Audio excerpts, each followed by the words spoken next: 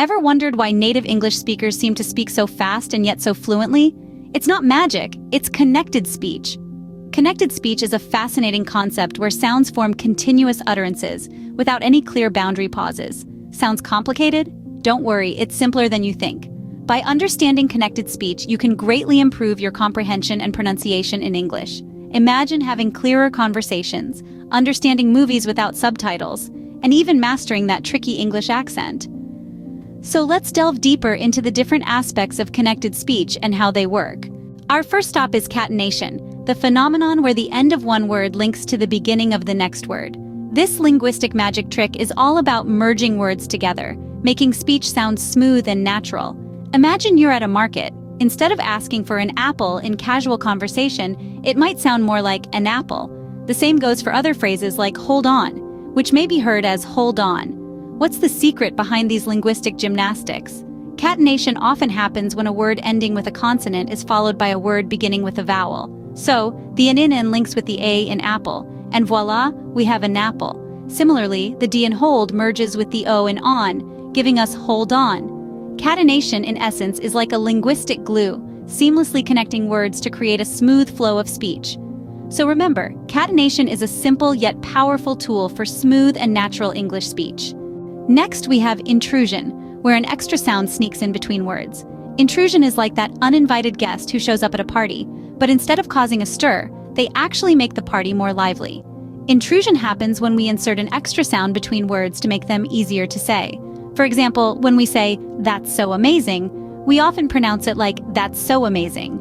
This added W sound is our uninvited guest, making the transition from so to amazing smoother. Intrusion often happens with specific sounds in English, R, Y, and W. Think of the phrase, she ate out. It's commonly pronounced as she ate out. The Y sound intrudes to connect she and ate, making the phrase flow better. So when you come across words that seem to be merging into each other, don't be alarmed. It's just intrusion, the uninvited guest that actually helps us speak more fluently. Now let's tackle 3 phenomena at once: assimilation, elision, and delayed plosion. We'll start with assimilation, an artful dance of sounds, where one sound changes to become more like a neighboring sound. This isn't just a random occurrence. Oh no, it's a strategic move to make speech flow more smoothly. Consider the phrase green bag. When we say it quickly in conversation, it often sounds more like green bag. That's assimilation in action, the in sound morphing to mirror the B in bag. Next up, we have elision, the magician of the group. This is where sounds disappear in certain phonetic contexts, like a rabbit in a magician's hat. You might not notice it at first, but once you know it's there, you'll hear it everywhere. Take next day as an example. In rapid speech, it's often pronounced more like next day. The T sound? Vanished. But the sentence still makes perfect sense, doesn't it? Finally, we come to delayed plosion. This is where the release of a stop consonant is delayed, much like a suspense movie where the climax is held off until the very end. For instance, when we say hot dog, we don't really pronounce the T in hot before we start on the D in dog. It's more like hot dog with the T and D sounds blending together. So why do we use these techniques? Well, they help us to speak more efficiently and naturally. They're like the gears in a well-oiled machine, helping the parts move together seamlessly. But remember, these are subtle changes. They're not about altering the words beyond recognition, but about adapting to the rhythm and flow of speech. It's a delicate balance, like a tightrope walker, where too much change can lead to confusion, but just the right amount can lead to mastery. So there you have it. Assimilation, where sounds change to match their neighbors. Elision, where sounds disappear in a puff of smoke. And delayed plosion, where the release of a sound is held off for dramatic effect.